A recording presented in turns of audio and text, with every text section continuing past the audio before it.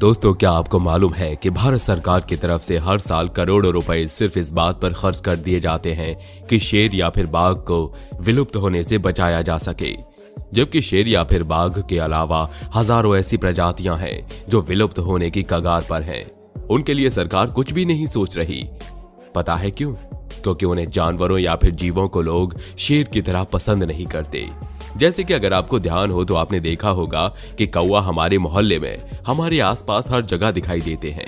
पिछले 10 सालों के अंदर वे सभी कौवे लगभग गायब हो गए। सुनने में भले ही आपको अजीब लग रहा होगा, लेकिन पूरे भारत में कौवों की जितनी प्रजाति थी उनमें से 90% लगभग खत्म हो चुकी हैं। शेर गायब हो रहे हैं, इसकी चर्चा पूरी दुनिया में हो रही है, लेकिन कौवों का क्या? दोस्तों, आपको जानकर हैरानी होगी कि अगर हमारी पृथ्वी से शेर पूरी तरह से गायब भी हो जाए तो हम इंसानों के जीवन पर इसका कुछ खास फर्क नहीं पड़ेगा। लेकिन कौवों का गायब होना हम इंसानों के लिए बड़ी परेशानी है, जिसके बारे में अंदाजा भी नहीं लगाया जा सकता। खैर, इसके बारे में हम आगे वीडियो में बात करेंगे। दोस्तों, प्रकृति ने हर प्राणी को एक नियम के तहत बनाया है। हर प्राणी को एक नियत जिम्मेदारी दी गई है। इसी जिम्मेदारी के तहत प्रकृति ने पृथ्वी की साफ सफाई के लिए गिद्ध और कौओं जैसे जीवों को बनाया। प्रकृति के इस चक्र में साफ सफाई का काम करने वाले गिद्धों की संख्या भी पिछले 1 दशकों में एकाएक घट गई है। आपको जानकर हैरानी होगी कि पिछले 12 साल में भारत में जितने भी गिद्ध थे उनमें से 98% खत्म हो गए। पता है क्यों? इसका मुख्य कारण बताया जा रहा है एक खतरनाक दवाई। दोस्तों, पशुओं को दर्दनाशक के रूप में एक दवा डाइक्लोफेनाक दी जाती है, और इस दवाई को खाने के बाद यदि किसी पशु की मौत हो जाती है तो उसका मांस खाने से गिद्ध मर जाते हैं। भारत, पाकिस्तान और नेपाल में हुए सर्वेक्षणों में मरे हुए गिद्धों के शरीर में डाइक्लोफेनाक के अवशेष मिले हैं। उपचार के बाद पशुओं के शरीर में इस दवा के रसायन घुल जाते हैं, और जब ये पशु मरते हैं तो उनका मांस खाने वाले गिद्धों की किडनी और लिवर को गंभीर नुकसान पहुंचता है, जिससे वे मौत का शिकार हो जाते हैं। इन्हीं कारणों से भारत में गिद्धों की संख्या तेजी से कम हो रही है। रेगिस्तानी इलाकों में मुख्यतया पाए जाने वाले गिद्धों की संख्या सिर्फ गुजरात में ही 800 रह गई है।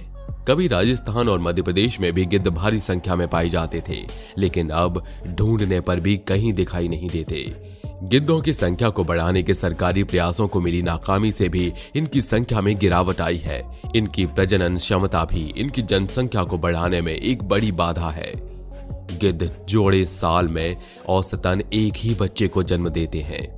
दोस्तों, जीवों के ऊपर शोध करने वाले एक बहुत बड़े विशेषज्ञ का कहना है कि पूरी दुनिया में जितने भी जीव जंतु हैं, अगर हम उन सभी जीव जंतु को एक दीवार मान लेते हैं तो दीवार के सबसे ऊंचाई पर इंसान बैठा हुआ है। अगर इस जैव मंडल में से हम कुछ जानवरों की कुछ प्रजातियां गंवा भी देते हैं तो दीवार से महज कुछ ईंटें गुम होगी। दीवार तो फिर भी खड़ी रहेगी, लेकिन यदि अधिकाधिक जानवर विलुप्त होते जाएंगे तो पूरी दीवार भी दरक सकती है। ऐसे में सवाल उठता है कि ईंटों को हटा कौन रहा है? दोस्तों, आप में से बहुत सारे लोगों का यह मानना होगा कि पूरी दुनिया में जितने भी जीव जंतु विलुप्त हो रहे हैं उनके पीछे का कारण हम इंसान हैं। लेकिन आपको जानकर हैरानी होगी कि ऐसा बिल्कुल भी नहीं। दुनिया भर के वैज्ञानिकों की माने तो हमारी पृथ्वी पर हर 1000 साल के बाद एक विलोपन की प्रक्रिया आती है, जब पृथ्वी पर मौजूद 75% से ज्यादा जीव हमेशा के लिए खत्म हो जाते हैं, जिसके बाद पृथ्वी पर नए जीवन का आगाज होता है। इस प्रक्रिया को जैविक विलोपन कहा जाता है। पिछले 50 करोड़ वर्षों में इस तरह के व्यापक विलोपन की 5 घटनाएं हुई हैं। इनमें से सबसे हालिया विलोपन ने डायनासोर को हमेशा के लिए खत्म कर दिया।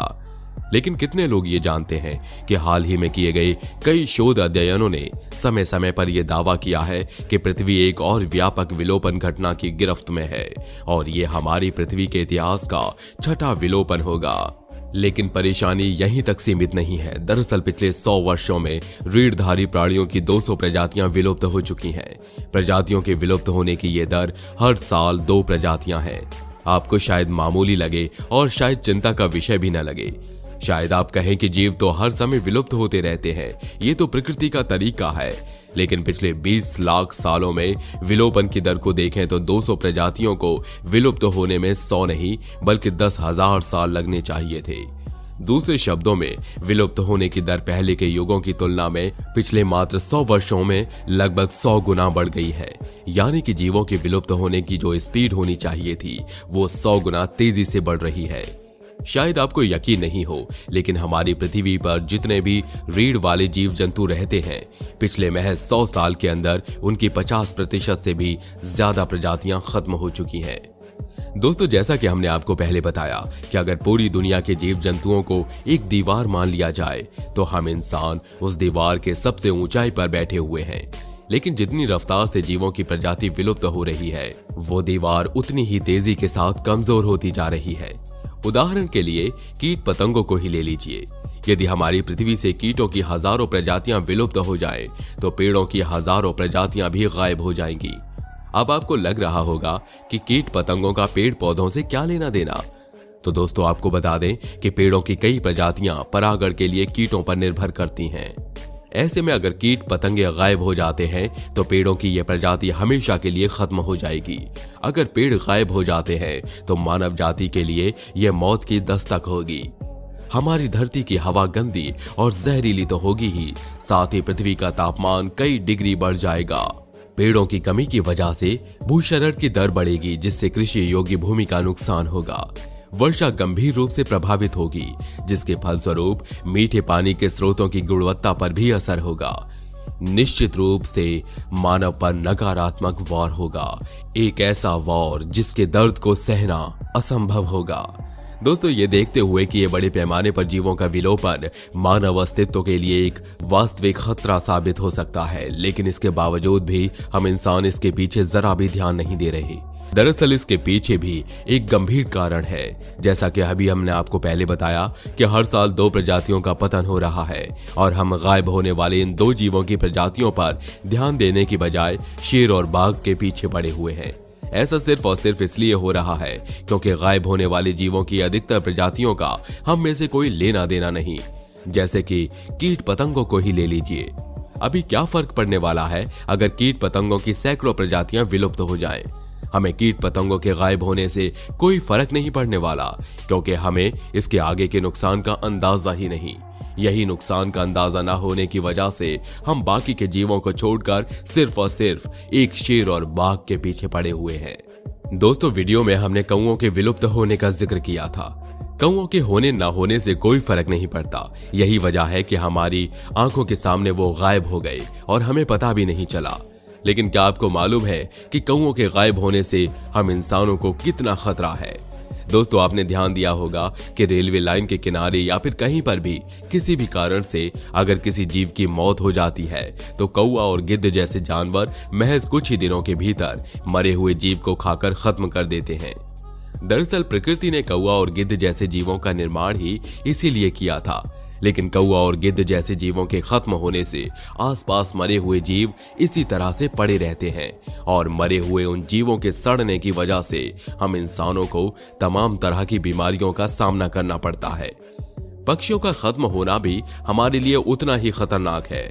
पक्षी फलों को खाने के बाद उनके बीजों को दूर दूर तक जंगल में छोड़ आते हैं, जिसकी वजह से नए पेड़ पौधे हर वक्त उगते रहते हैं। लेकिन पक्षियों के बिना पेड़ पौधों के उगने का ये सिलसिला भी रुक जाता है। दोस्तों, हम इंसानों ने अपने आप को इतनी तेजी के साथ विकसित किया कि इस वक्त पृथ्वी ग्रह के आधे से भी ज्यादा हिस्से पर सिर्फ और सिर्फ हमारा अधिकार है। एक एक करके प्रजातियां विलुप्त होती जा रही हैं और हम सिर्फ दिखावे के नाम पर शेर और बाघ और डॉल्फिन को बचाने के लिए लाखों करोड़ों रुपए खर्च कर रहे हैं। प्रजातियां विलुप्त होती चली जा रही हैं और हम सिर्फ उनके बारे में बात कर रहे हैं। वैज्ञानिक बताते हैं कि लगभग 10 से 15 करोड़ साल के बाद एक वक्त कहता है कि जब पृथ्वी पर मौजूद 75% से ज्यादा जीव खत्म हो जाते हैं, लेकिन हम इंसानों की वजह से 75% से भी ज्यादा जीव खत्म होने वाले हैं और वो भी महज कुछ सालों के भीतर। खैर, इसके बारे में आपका क्या कहना है? आप अपनी राय हमें कमेंट करके जरूर बताइएगा। वीडियो अच्छी लगी हो तो लाइक करिए और हमारे चैनल को सब्सक्राइब करके बेल आइकन को ऑन करना बिल्कुल मत भूलिएगा, क्योंकि हमारी टीम हर रोज आपके लिए ऐसी ही इंफॉर्मेटिव वीडियोस लाती रहती है। धन्यवाद।